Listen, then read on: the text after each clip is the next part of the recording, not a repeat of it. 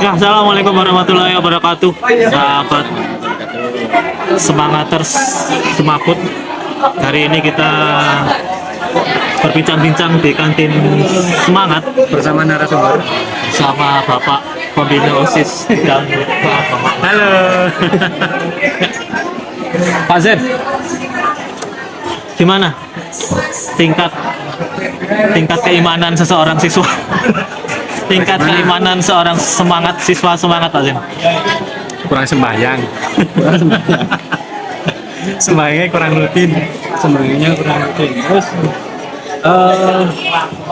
kalau untuk di sini kan kita membahas tentang sekolah SMA Negeri 1 Nantang ya, Zen.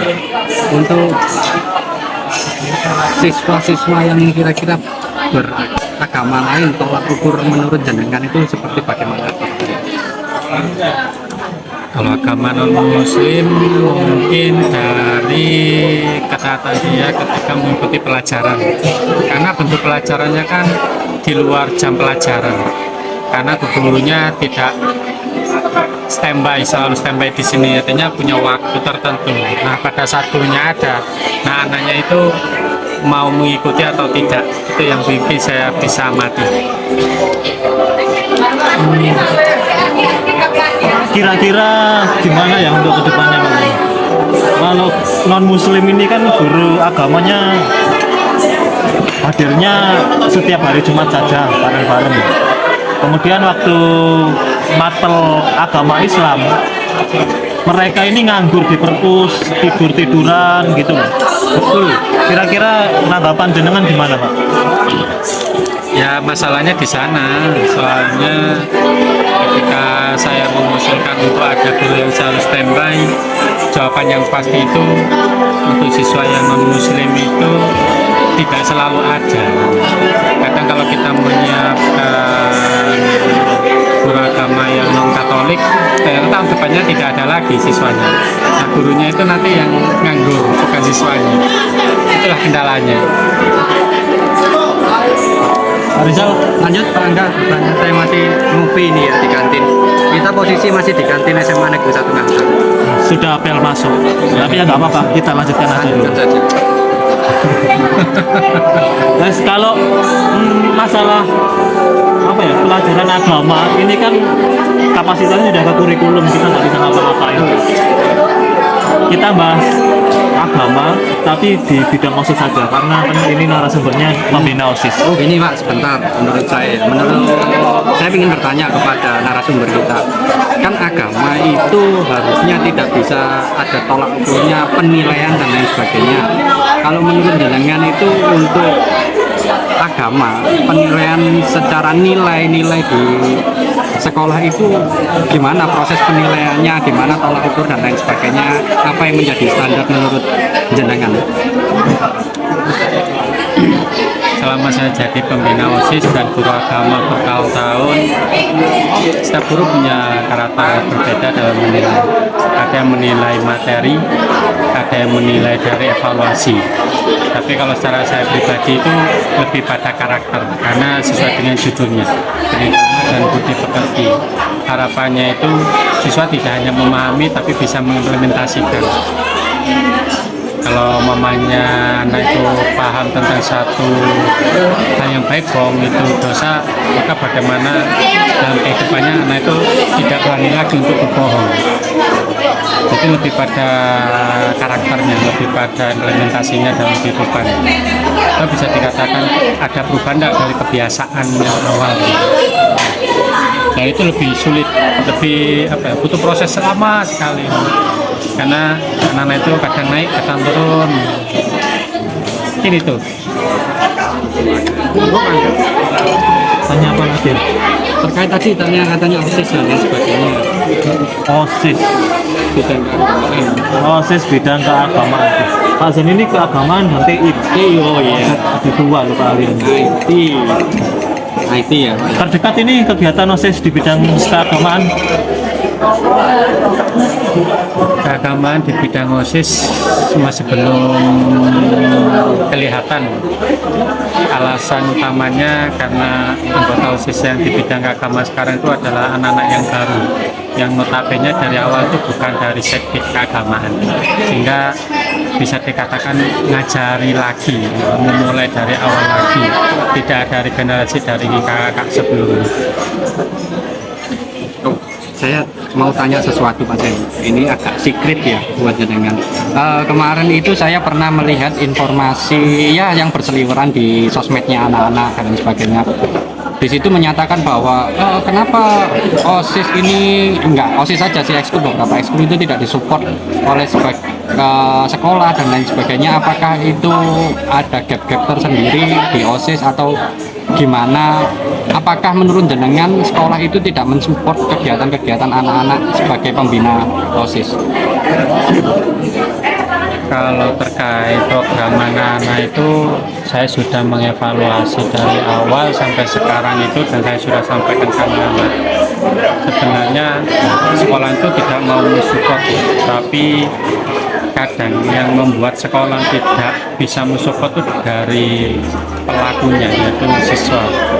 Ketika siswa dikasih tanggung jawab untuk satu program, nah siswa itu pertanggung jawabannya terhadap program itu tidak, mungkin kalau dinilai 50%, sehingga dari situlah muncul dari pihak-pihak guru, dari pihak-pihak waka keraguan, tidak percaya. Nah dari tidak percaya itu sehingga nanti ketika ada program lagi itu akan muncul kata-kata nanti akan seperti itu lagi, nanti akan seperti itu lagi. Itu dampak yang paling terlihat sekali. Kalau dari bidang IT, ketika kemarin saya memberikan wacana untuk bisa bertanggung jawab lah, ketika anak IT itu dikasih tanggung jawab wewenang dalam satu program, ternyata di program itu tidak jalan. Itulah yang salah satu menyebab sehingga program kedepannya itu ya pasti itu saja, karena bukan hanya satu kali, berkali-kali. Nah kalau sudah berkali-kali itu yang menyebabkan para guru akan tidak ada rasa support. Nah, dari tidak support itu sehingga tanggapannya mungkin tidak percaya. Ya memang berawal dari semua.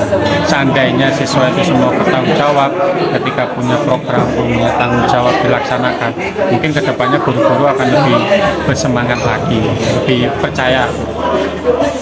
Ini Kira-kira kalau karakter gitu pengaruh nggak Pak Sen? Maksudnya untuk melakukan suatu kegiatan dalam artian misal kan ada penilaian beberapa orang guru seperti yang tadi disebutkan ya, misal anak yang mengakal sekali di sekolah, bolosan dan lain sebagainya, ketika dia ingin buat program kerja terus kesannya dia menilainya seperti dipersulit karena dia sering bolos, sering nggak masuk sekolah dan lain sebagainya.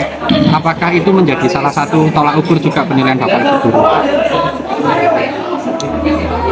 kalau ketika ada anak yang nakal, ada program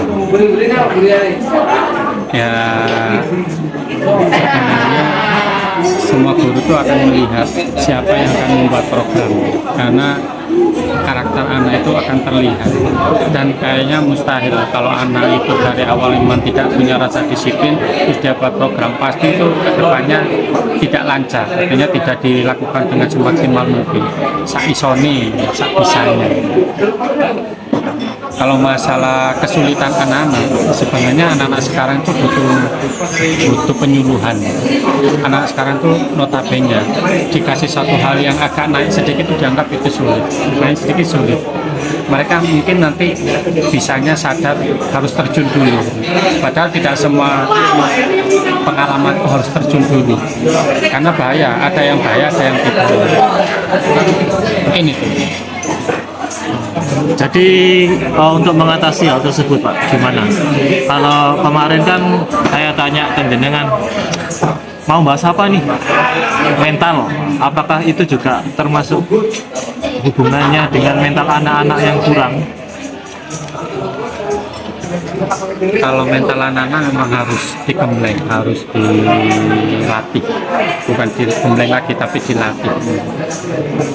Karena dari awal saya dulu punya program itu untuk melatih mental anak, sampai saya katakan kepada anak-anak mental itu butuh dilatih, bukan hanya dilatih untuk untuk kuat, tapi untuk siap. Mental itu butuh dilatih, keberanian untuk ngambil keputusan juga dilatih. Kadang kalau saya memberikan gambaran itu seperti tadi, kenapa diperlakukan seperti hewannya, karena memang yang dilatih itu adalah mental. Yang paling utama itu adalah mental. Ketika anak itu walaupun memiliki kemampuan ngomong materi, tapi kalau mentalnya itu down, dia nggak akan pernah bisa. Nah, itu real nyata ya.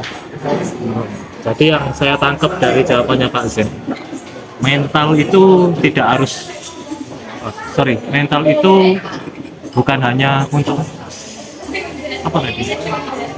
Siap, kuat, tapi juga harus siap, gitu ya Pak Zen. Iya. Mental itu nggak harus kuat, tapi harus siap. Terus ini juga sedikit klarifikasi ya kemarin. Mungkin saya juga pemegang mungkin keuangan, operator keuangan sekolah dan lain sebagainya. Bukannya sekolah itu tidak mendanai kegiatan-kegiatan kalian dan lain sebagainya. Mungkin sekolah itu tetap mendanai asal seperti yang dibilang Pak Zen tadi, kalian bisa bertanggung jawab. Bertanggung jawab itu dalam artian dari awal kalian memulai ingin sesuatu itu bikin proposal, itu kan pasti ada alur-alurnya. Gimana ketika kalian ingin mengadakan suatu kegiatan tidak ada proposal, tidak ada pertanggungjawaban, pasti yang akan kesulitan dan yang dikejar-kejar itu juga pihak sekolah. Jadi kedisiplinan itu memang perlu sebelum kalian membuat suatu program, laksanakan, bikin proposal, ajukan ke sekolah dan lain sebagainya.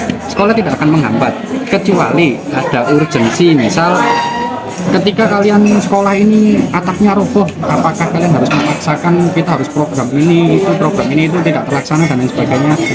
Apakah tidak mungkin kita memperbaiki atap yang roboh ya? Kita urgensi dulu mana yang akan dilaksanakan. Jadi kedewasaan itu juga perlu. Itu pesan-pesan saya buat kalian.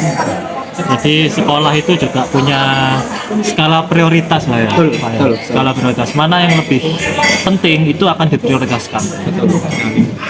Kenapa kok memang hanya beberapa misal kayak ekskul didanai dan lain sebagainya, memang mereka sudah terbiasa bikin proposal, bikin program, didanai dan lain sebagainya. Untuk teman-teman atau kawan-kawan semangaters yang lainnya, kalau ingin memang kegiatan di sponsori atau didanai oleh sekolah, bikin proposal, bikin LPG yang bagus dan lain sebagainya yang sesuai standar yang akan kita laporkan begitu. Oke, terakhir dari saya Acalis.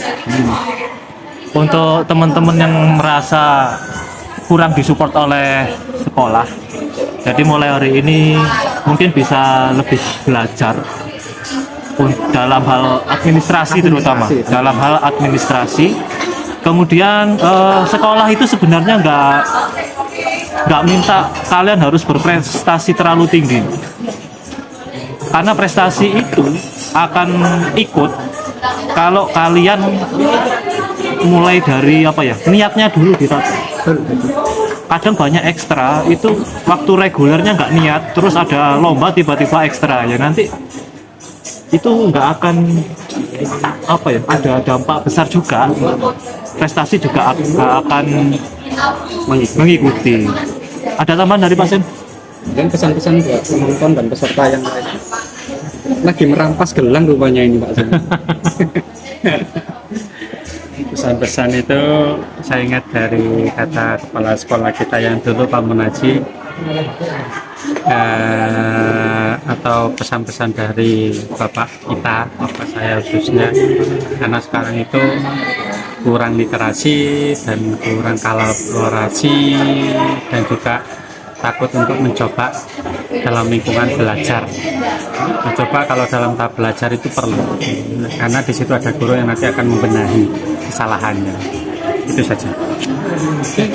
Gimana Pak Rizal? Sudah cukup, ini sudah waktunya masuk, nanti dimarahi lagi gitu ya. Kita akhiri aja. Mohon maaf kalau audionya kurang jernih. Kita nggak bawa mic soalnya, tadi nggak ada. Assalamualaikum warahmatullahi wabarakatuh.